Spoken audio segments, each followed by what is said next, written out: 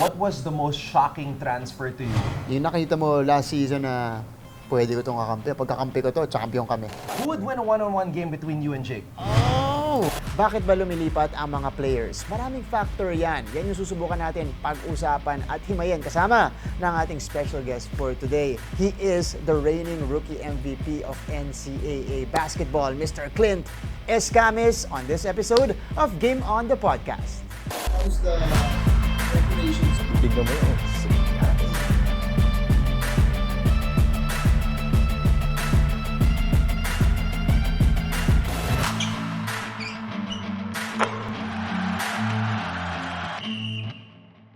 How's it going, sports fans? I'm Anton Rojas. Welcome to Game On, the podcast, the first sports podcast of GMA, brought to you by GMA Regional TV and Synergy and GMA Digilab. We are also seen and heard on GMA News and GMA Sports PH on Facebook and YouTube. Of course, listen to us at Apple, Spotify, and Google Podcast. I am Coach Hammer Martin Antonio. And my name is Martin Javier. Technically, guys, this is our first episode of the podcast. Kasi yung unang-una natin, that was more of an introduction naming tatlo para, makilala nyo pa kami. Bakit namin papag-usapan ng sports? Bakit kayo maniniwala sa amin? So, for today, this is our first episode with a guest. I mentioned earlier, he is the reigning Rookie MVP of the NCAA. Last year's comeback king. Nandito po, Mr. Clint Escamis. Escamis, welcome back to the NCAA. Here comes Escamis. Escamis using his speed. Escamis, his defender falling down. Escamis got deep into the paint. Escamis breaking free. Escamis for three. Clint Escamis is on fire. Experiencing a slow start. Here he is. Uncorks and connects from long distance. Clint Escamis. Escamis. Babawi! Clint Escamis with a triple crossover special. And I want to add, the face of the NCAA, I dare say. Lakas maka James Yap nung vibe ni Clint. Bro, the face. Steady lang. Yeah, it had to be Clint, no? Yeah. Because of Clint's story coming back to the NCAA. This is where he came from in high school. And now we're starting this new platform. So Clint, maraming salamat for the time. It's great to see you again. Last time we saw you, last time Martin and I saw you, you were in the crowd, but we're not gonna mention that. Let's just mention Game 3 of the finals. Parang doon ka agad pupunta. O Clint, kamusta yung off-season mo?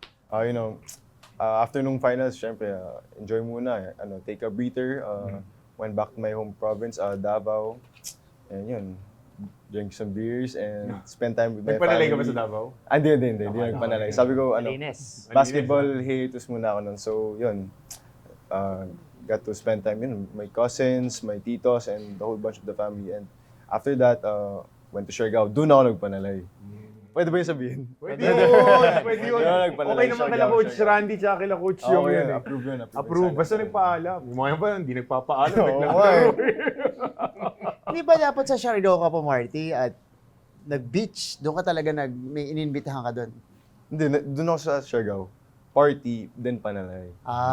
So, Yun ang business and pleasure. yun, pare. business and pleasure. Bagay ka doon Bagay ka doon.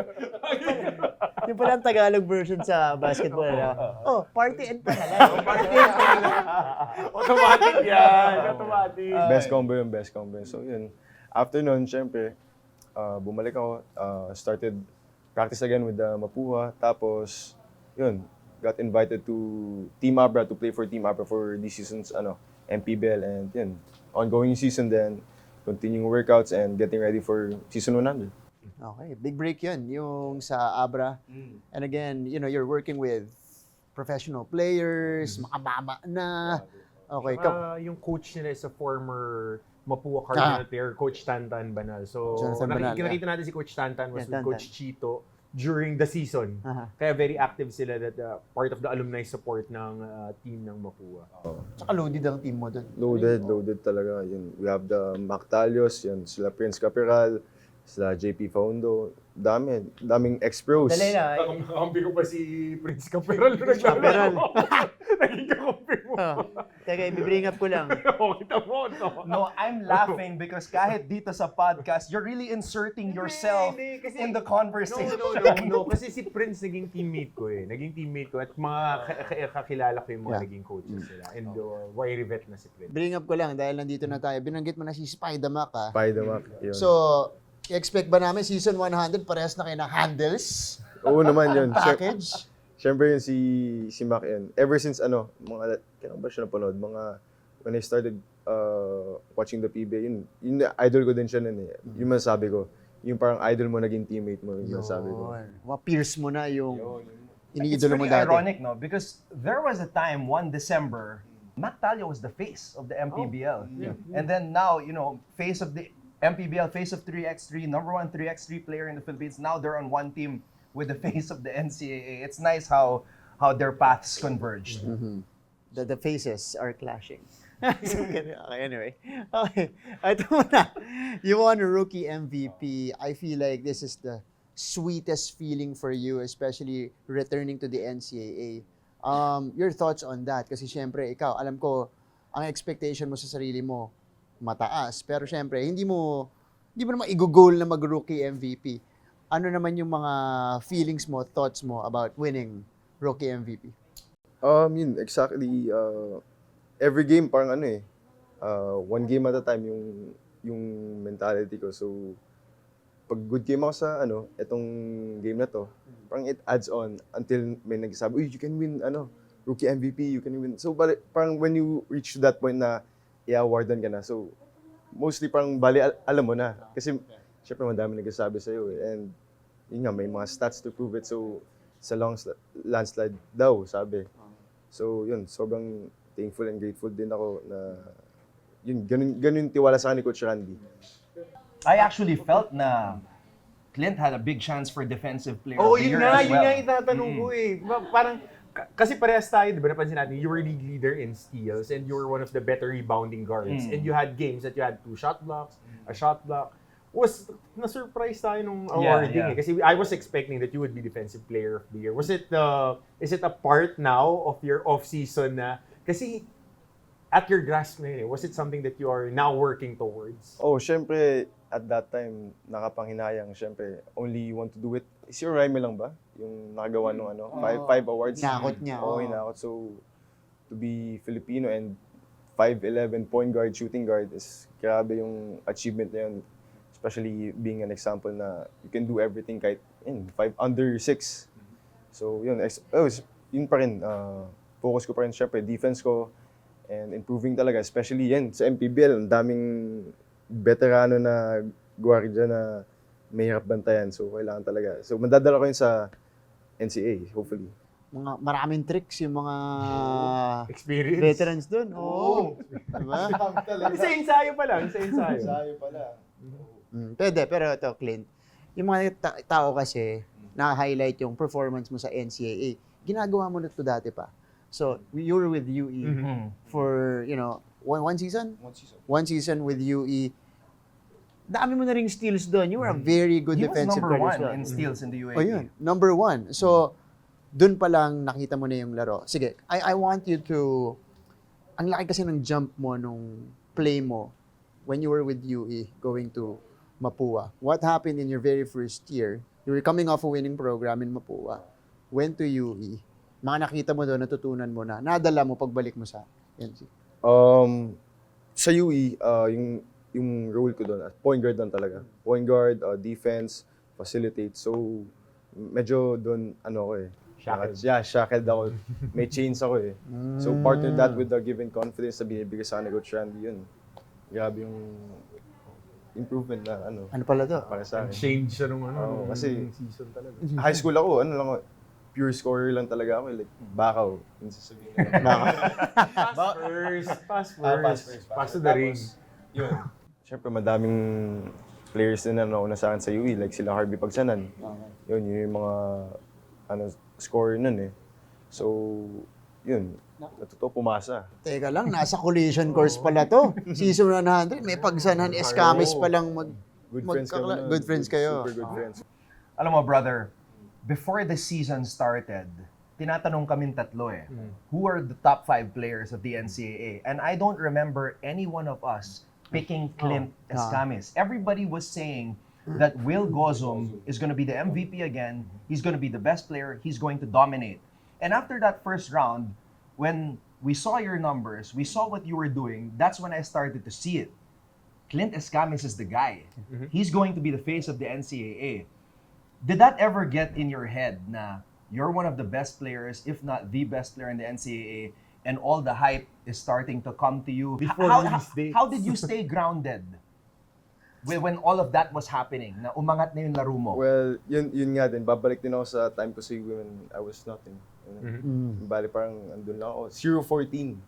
0-14. Yun lang talaga iniisip ko. Like, Naging meme ka nga for a time eh. meme ako nun. Meme ako nun. So yun lang talaga iniisip ko na, bro, I can't let this get to my head. Kasi ano ako dati, like the process, grabe yung pinagdaanan ko. Going back, Clint, nag-MVP ka sa Pinoy Liga. And I was watching that league eh. Kasi ito yung mga Team B players, yung mga nagre-residency. Pero hindi ko naalala nung tinanong sa atin yung top 5 players. Kasi it was Shame on you, Hammer. Hindi, kasi pinanonood ko eh. Yun yung ginagawa mo no off-season. So, nabanggit mo yung ACL injury mo. How was it recovering from it? And how was your confidence? Kasi nung pagpasok mo sa NC, buo na eh. Pero nung na-ACL ka, ang daming questions when you did your debut. Actually, when pandemic hit, sobrang blessing in disguise yun. Kasi dapat maglalaro na ako nung season na yun. At that time, I was like, iffy pa na wala pa yung ganun ka-confidence ko, wala pa yung ganun sa strength and conditioning ko. So, nung pandemic talaga, buti na lang may Olympia na parang weightlifting sa condo namin na nagdala ng mga gamit. So, yun, nagpapaalam. Di ko alam, nakalimutan ko yun yung basta grabe yung mga binubuhat niya eh. Okay. So, yun. Babae, lalaki? Babae. Hindi, marami yan. Sige, may mga nag-qualify na kasi ngayon eh. Okay, baka isa doon. Sige, go ahead. Tapos yun, nag-focus ako nun sa SNC ko tapos nung lumakas, yun, after nung pandemic na, yun na. Nagka-confidence na ako sa mga... Kaya pala bumatak si Clint pag... Nagdagdag pa nga siya ng good weight. Nakita ko yung mga posts ng Abra. He looks a little bit bigger dahil mas marami siyang contact na tatanggapin this season. Dahil it's part of being the MVP. Yeah. Speaking of this season, Clint, you're coming from a heartbreaking loss. You were so close in getting the championship. Yeah. So close. You were up in that game. Yeah. You had a lot of chances. Okay. How's the preparation so far for season 100? Una muna, detail mo muna sa amin. As a team, how did you absorb that kind of loss? Tapos, paano nyo dinala yun sa preparation? Well, nung first day of practice yun kagad binanggit. One game short. So, locked in na kagad ngayon. I remember it was like January 17. Yun. Sabi, galing talo. Siyempre, down yung moral. Then, kinausap kami lahat nila, Coach Andy, Coach Yong, na need to come together. Naging strict din sila actually. Yung ibang players, yung di nag-attend, medyo pinagpahinga muna, kumbaga, sa mga province sila. And, nung that day, ganun pala kaseryoso. Day 1 pa lang, go hard talaga. So, yun, a bunch of coaches been helping out too. Si Coach Tito. Okay. Yeah. So, yun. And, alam ko, nagdagdag pa sila ng skills training. Sobrang locked in nga. Sobrang locked in. Sige, Clint, last na lang before I pass it on to you. Okay, dami kasing nawala na pieces from Mapua from last season, including your bigs. I think bigs lagi ang question mark sa Mapua Cardinals. Nawala Bonifacio, nawala si Soriano, who were crucial in your finals run. Ano naman yung masasabi mo dun sa mga, syempre, medyo magda-doubt yung wala na yung mga key pieces nila, so they might not be able to duplicate that in season 100. I mean, sanay naman kami sa being counted out, like, diba, nung season 99 pala, na wala kami sa top final 4. So, yun yung gusto namin, parang dark horse kami, so... Parang pinaringgan mo kami din. Wala kayo finger point. Okay. Yun nga. I mean, sanay naman kami sa ganun na expectations namin. So, yun, trabaho lang talaga, trust in the work, and madami pa naman recruits na makuha sila Coach Randy, sila Coach Yong. So yung ngiti niya, madami pa. Yan. Not just for this season, for the future. How many years are you still playing? 2 years. 2 more pa. years. 2 years pa. Oh. Okay, Ngayon pa lang, pipiliin natin, Mapua Cardinals! Final Four prediction. Bro. Ito, real talk, brother. Because of your success in season 98, a lot of people were already asking me, you know, Clint Escamis, pretty sure he's getting some offers abroad. And in this day and age, bro, you're crazy if you don't listen to those offers. Kasi buhay mo yun eh. Di ba? And nobody's gonna fault you if you decide to take those offers because this can change your family's life, your life. Di ba? But here you are saying that you're coming back for NCAA season 100. So, how tough is it for you na, yun nga, because of your performance, there are these feelers from out of the country, opportunities to go pro. Bakit ka nag-decide pa rin na, in a way, risk yourself by playing na yung team mo is rebuilding, ang daming nawala, why come back to Mapua for season 100?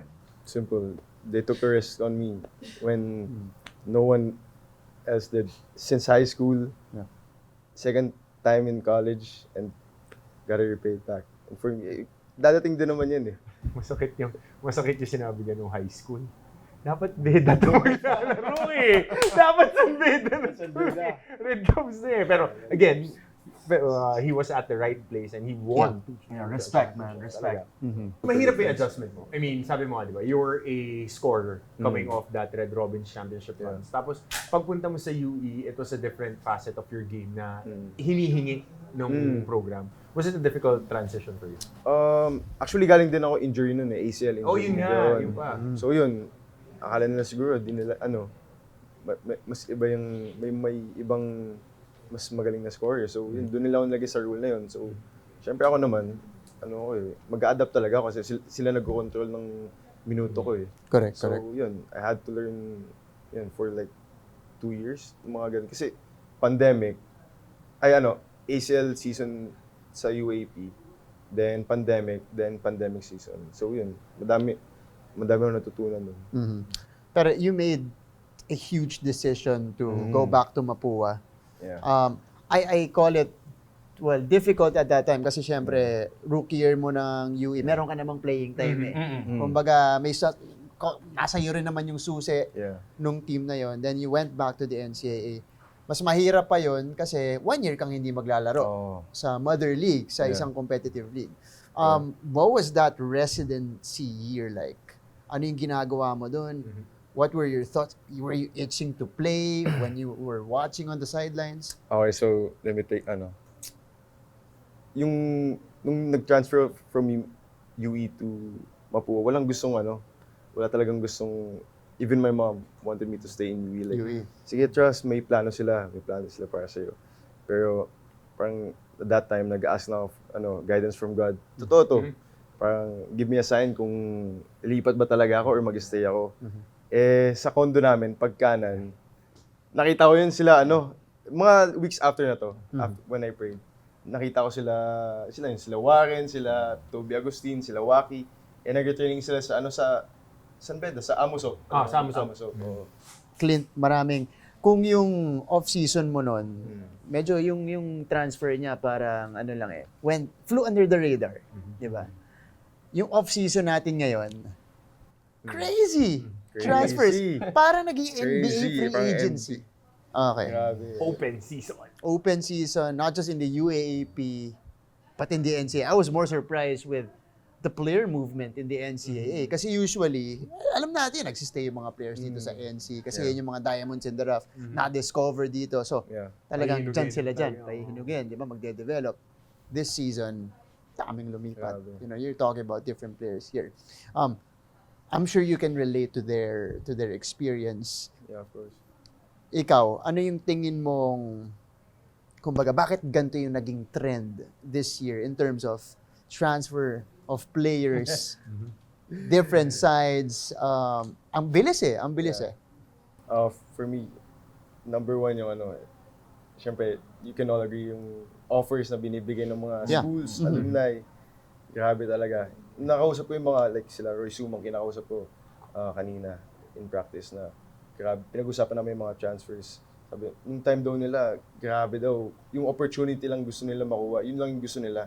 Ngayon, bahay, millions, grabe. Yeah.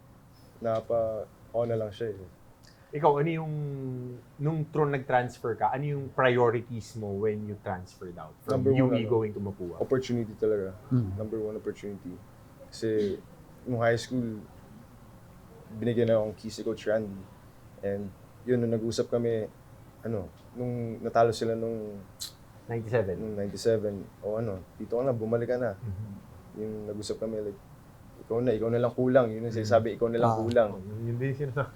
Ito, hypothetical. What was the most shocking transfer to you? Ako, the Sean Umali to Benilde was surprising to me. Yeah. So, that's the first question. For you, Clint, ano yung pinaka-shocking na transfer para sa'yo?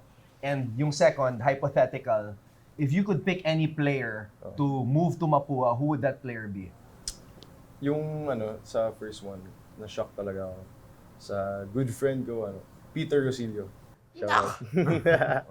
Tulad yan. Yun, kasi nag-usap pa yun, super close kami. And rookie kami parehas. Pero in age, mas matanda talaga ako. So, parang kuya niya ako, kumbaga. And nag-a-advise ako sa kanya. Yun, and I really thought na we were building something like for futures to come. And especially for him. But, yun, sa saying goes na business is business. And you're just gonna be happy for him na, syempre, buhay niya din yan eh. Opportunity din yun para sa kanya, para sa family niya. So, see you. See you in the court. Oh. I like that. Kung sino may pipiliin ng ka-transfer to Mapua? Love that. Transfer sa Okay. Mapua. See you on the court. Okay, go. Sino gusto mo? Yung nakita mo last season na pwede ko itong kakampi. Pag kakampi ko to, champion kami. Ganon. Or even an incoming player, Pwede. if ever. Bagay sa bagay offense sa namin. amin. Oo. Bagay Siguro sa... si na lang, si Liwag. Alin Oo. Liwag. Grabe niya eh. Nung nakikita ko siya sa mga outside leagues, sa ibang leagues. Parang, especially in the MPBL, naglalaro siya, diba? Like, big factor siya. Okay, ito. Obviously, your motivation to transfer to back to Mapua was opportunity. That's not the case for some of the players here. Ano naman yung masasabi mo dun sa mga players na, okay, yung lilipatan nilang team, yung nag-accept sila ng offer, ang dami nang nakuwang pieces. Di ba? Loaded na. Obviously, well, kung depende sa coach, di ba? Depende sa rotation, you won't get as much opportunity kaysa dun sa pinanggalingan nila. I mean, para sa akin kasi, iba-iba naman yung buhay eh. Maybe, yung offer na binigay sa kanila na offer they can't refuse. So, especially for their family and for him, siguro. So, wala akong masasabi na, bro, dapat, ganun. So, let him be na lang and be happy na lang talaga. Kasi, iba-iba talaga yung buhay eh. Okay. Alam mo, nakikita ko dito, talagang pa-showbiz track si Clint, ano? Pero kasi diba yung mga transfers, do you think yung SGL affected it? Yung special guest license? Kasi ikaw naglalaro ka ngayon sa MPPL. under SGL. Affected talaga.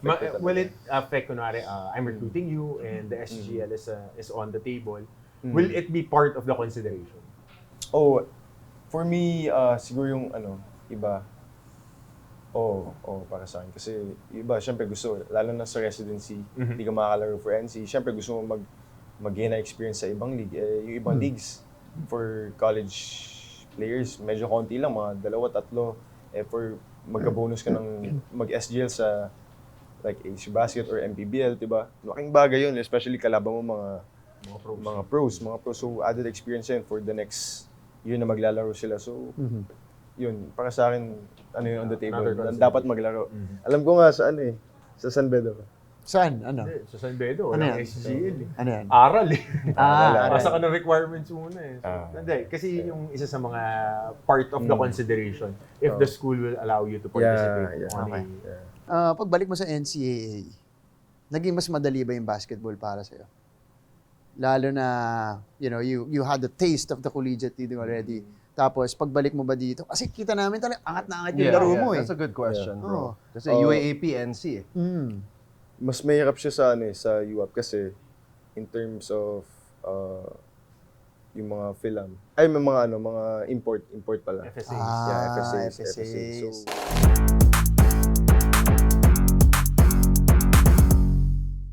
Okay, so here on the show, since this is the first episode, technically, we are introducing a segment called Favorite of All Time, FOAT. Favorite mo sa mga categories na sasabihin namin sa'yo. Game.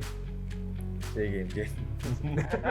Parang na-pressure nga ako eh. Gusto sa'yo, Anton, na-pressure siya eh. Sige. Sige, ha? Sige. Okay. Maglalagay tayo ng wild topic dito. Wild card. Okay, sige. game. Okay, brother. Movie. Interstellar. Oh, that's deep. Yeah. And That's Hathaway, JJ Redick's favorite movie Yeah. also, by the way. Okay, That's a if nice you were gonna star in a movie, sino yung gusto mo ka-love team? I love the Liza Sobrano. Liza Soberano. Alright. Sydney Sweeney sa ano, America. Sydney Sweeney! Yo, that's my answer too. I would probably freeze and die though. Oh, favorite song. Favorite song. Favorite song of all time. Parang hirap niya. Tyler Hero by Jack Harlow. Oh, strong choice. Yeah. Tyler Hero. The Clint. ones that hate me the most look. Just like me. Yeah! Just like me. Yeah! I like that. Solid. Connects. Okay. Clint, food. Food, probably wings. Chicken wings. Local destination. Oh. Siargao. Siargao. Sino naman na sasama mo? Alam mo, tricky to sa kanya. Dahil hindi niya pwede sabihin, parents ko. Kasi syempre, Party and party. play. Party and panalay. Party and panalay. Diba? Oh. Sino sasama mo pag pumunta kang Siargao? Na mapapa-sharwaw ka. Oh. Teammates ko kasi. Not an MVP answer. Oh, favorite basketball player of all time. Kobe, for sure. Kobe. Respect. Local, bro. Local. Local, Terrence Romeo. Terrence Yeah, Romeo. Terrence Romeo. Kaya pala sumaside to side kang gano'n. Mm. Pag gano'n, yung gano'n. Dribble niya, mga ano eh. Ayan, okay. Mix between ano pala, Terrence Romeo or Kiefer Avena. Yeah. Kiefer Avena. Same size. Oo nga Same eh. size profile.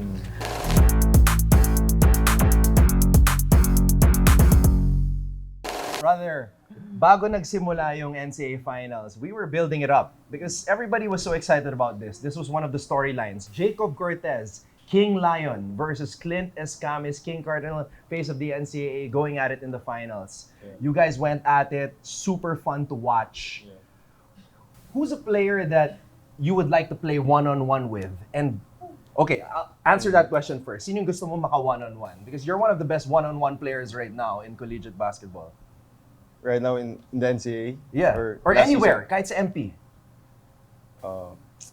Jacob Cortez. Pa rin. Wow. Who would win a one-on-one game between you and Jake? Oh! Of course, me. And syempre, sabihin niya din, dapat sabihin din Dave, ni Jacob, kasi syempre, we're both competitors.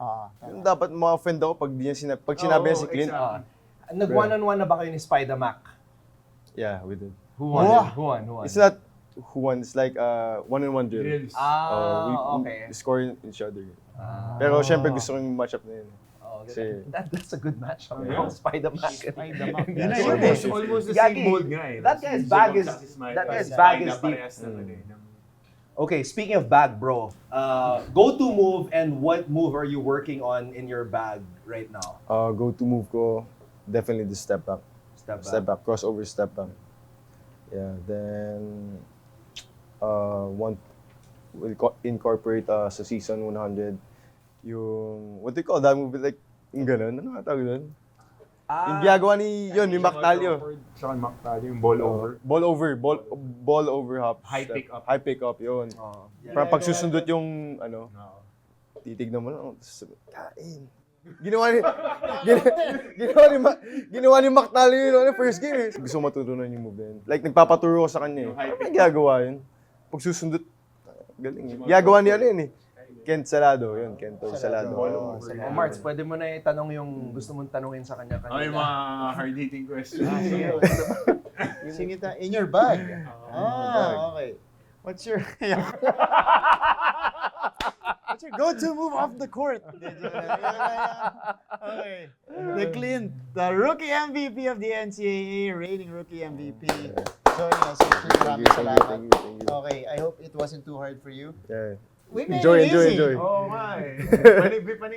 Finish na lang, lay-up na lang. Yun lang. Oh, Enjoy naman ako. Clint, salamat. Thank you for having me. Thank you, brother. Thank you. The next time. Thank you so much to our guest, rookie MVP of the NCAA, Clint Escamis. That was a very interesting, meaty, all-around conversation as well. Daming na-reveal dito sa episode na to. Maraming salamat po. But do not forget to catch the other podcast here on GMA. You got the Mangas interviews, updated with Nelson Canlas, surprise guest with Pia Arcangel, and what am I missing? The Howie Severino podcast. There you go. Once again, this has been Martin Javier. Do also support the women's volleyball tournament right now. Tuesday, Wednesday, Friday, Saturday, and Sunday for your NCAA Season 99 volleyball tournament. Ako po si Coach Hammer Martin Antonio. By the way, for more, do follow and subscribe to our other online platforms, GMA News and GMA Sports PH on Facebook and YouTube. And do check out our podcast wherever you listen to our podcast on Spotify, Google, and Apple. All right. For Clint Escamis, Coach Hammer, and Martin Javier, this has been Anton Rojas for Game On, The podcast!